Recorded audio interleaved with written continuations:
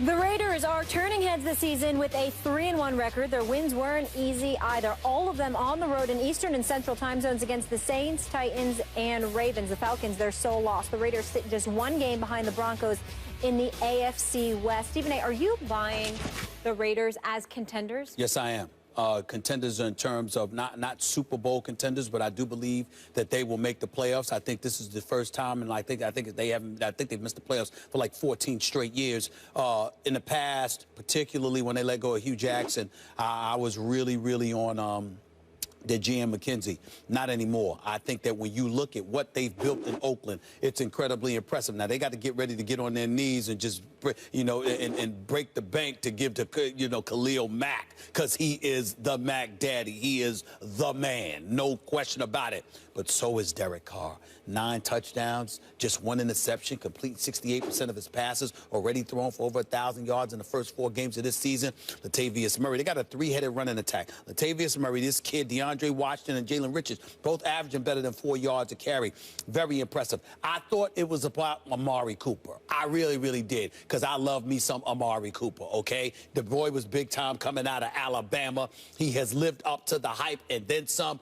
But my Lord, Michael Crabtree, talk about a rebirth. I mean, this brother shows up. Crabtree is handling his business, and it seems ideal that he's your secondary option at the receiver spot. Experienced, and knows what he's doing, knows how to play the game. He wasn't a #1 in San Francisco, which Richard Sherman showed us, but at the same time, he's a quality #2 guy with Amari Cooper there with him.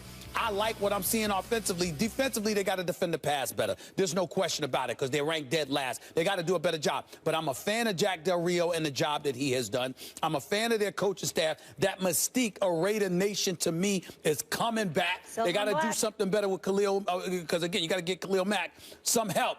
But then I look at the schedule, Max. Let's look at this. They're 3-1 now, 3 consecutive road wins, all right, to open the season. Hasn't been done in a long time by them. But then you got Kansas City, Jacksonville, Tampa. Of course, you got Denver at home. You got Houston at home on a Monday night. You got a struggling Carolina Panther team, Buffalo. I mean, don't get me wrong, their schedule is quality, but it's not a death knell. Right. They can win some of these games. And with the way the Jets and Buffalo have looked in the AFC East, with the way the AFC, you got competition in the AFC North. I only think the winner of the South will come out. I think they got a shot to compete with one of the teams in the North for that second wild card spot. I think this is the year the Raiders make the playoffs. They do have a shot to make the playoffs. In that sense, they're contenders. But when I hear, are they contenders, I think, are they Super Bowl contenders? And I think everyone is a year early on that. Everyone sees it coming, so everyone wanted to be the first one to say, oh, watch the Raiders. Right. The Raiders are not Super Bowl contenders this year because they don't play defense. Now, Khalil Mack, let's start. First of all, everyone knows Carr's excellent. Amari Cooper's excellent. No question about it.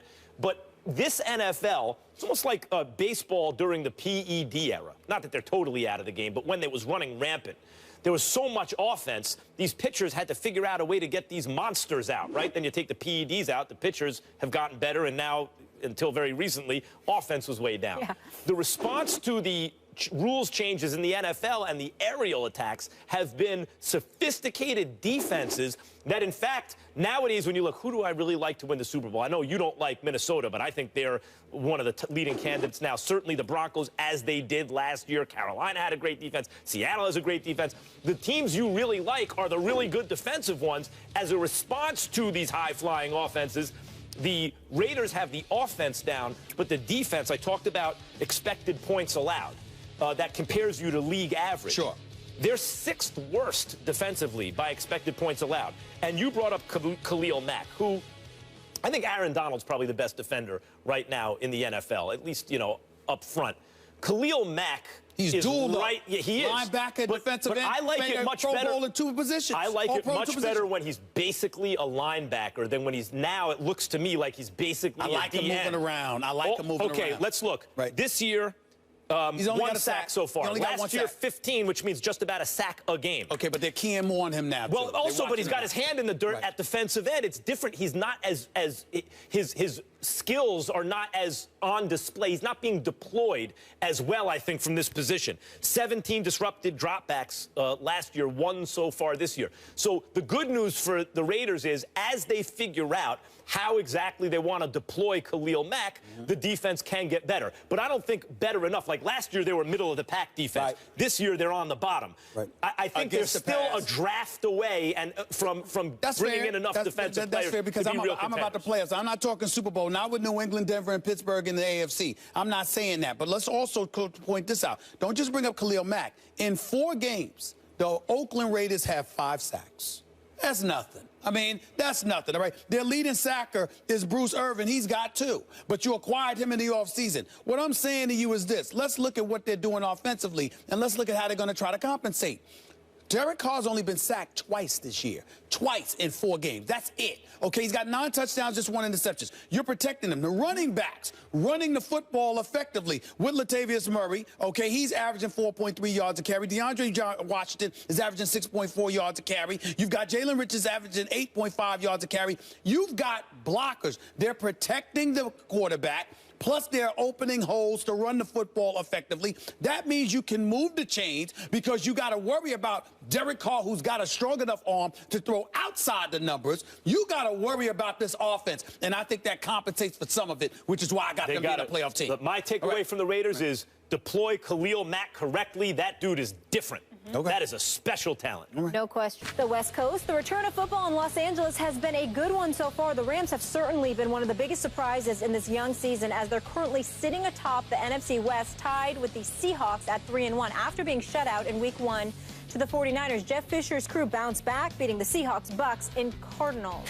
We welcome the coach, Herm Edwards. Good to see you. Good to be here. Talking about Stephen A's favorite team, the Rams. Yes. And I know how he feels about. Yes, it's been no secret. I'm not even going to say who's coaching that team. Right, no secret. How you've been tough on Jeff Fisher. But with that being said, are you ready now to buy in on the Rams since their latest win streak? No.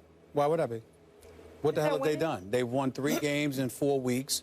Last time I checked, there's still 12 games to go. We're talking about a coach in Jeff Fisher that's in his 22nd season, and 15 times he's been out of the playoffs. This man's record is an atrocity. As far as I'm concerned, he's lucky to be the coach. This defense is elite. We all know what these boys bring to the table. They've got Ogletree. He's leading the team in tackles. You've got guys, you know, like a Quinn. He's got a couple of sacks on the year. They've only got 7 sacks on the year, but Quinn's got a sack. He's got 2 sacks. Hayes got a sack. Aaron Donald's only got a sack and a half or whatever. But the defense is definitely big time. There's no doubt about that. We look at them offensively, okay, with Case Keenum as your quarterback. What do you expect? You're ranked 30th in the league offensively. Dead last in yards accumulated, 30th against for the pass, 30th for the run. So clearly your defense is carrying this team. You just drafted a guy #1 overall, while Carson Wentz and Dak Prescott, even though Trevor Siemian was drafted the year before, they're playing. You see a guy in Jared Goff who wasn't even on the active roster for Week 1, and we haven't seen him throw a pass yet. It's still early. We get all of that. But what I'm trying to say to you is that when you have a number of years spanning decades of ineptitude, 4 games does not erase I also that. don't believe in the Rams. I think that, look, I'll tell you why, Coach. Wow. First of all, they have 2 good wins. The good wins are against Arizona and Seattle. You know who they beat last year? Arizona and Seattle. I mean, divisional games, rivalries, that, you know, lesser teams can beat better teams. This happens. Yep. You know the Rams play Seattle tough, and they beat Arizona last year, too. Here's the thing about the Rams. Going into this season, I looked and thought, they have a good defense, good front 7. If you played them in daily fantasy last year, you know they'd rack up a lot of points for you, right? They have an offensive line. Their strategy is get rid of the ball quickly, but still the offensive line not so bad. and a great running back in Todd Gurley, potentially the best in the game in the not-so-distant future. They have a pretty good receiving core. They just were missing a lead wideout, in my opinion, Coach, and a veteran quarterback. Why they decided to trade up to draft a rookie quarterback who didn't look like a Cam Newton or an Andrew Luck in college, and not just use that to draft a wideout who we've seen, Amari Cooper, Sammy Watkins, Odell Beckham Jr., assume that lead wideout role right out of college, and then bring in a veteran quarterback like what Minnesota did with Bradford or RG3, although he got hurt. Kaepernick, different guys were available. I don't know. I thought that would have been a better strategy. But, Coach, I agree with Stephen A. here. Based on Jeff Fisher's recent history and just these 2 wins, the quality wins, I don't believe in the Rams. Wow. Without a quarterback. Wow. That's really disappointing for me, because all of a sudden, all 3 of us kind of agree. I like the tease. I like look at Coach elevating his TV action. You gotta sell the play action. Well, look, you gotta sell it. Not selling the play action. You guys made some good points, because the Rams in the last 2 years in this division, they're 6-3. Jeff does a great job in the division. Last year, in the last 2 years, they've been 4-7 outside the division. They beat the Browns, they beat the Lions, and they beat Tampa Bay twice. There lies the problem. Their offense is what I call slow-moving at best. They have a problem with big plays.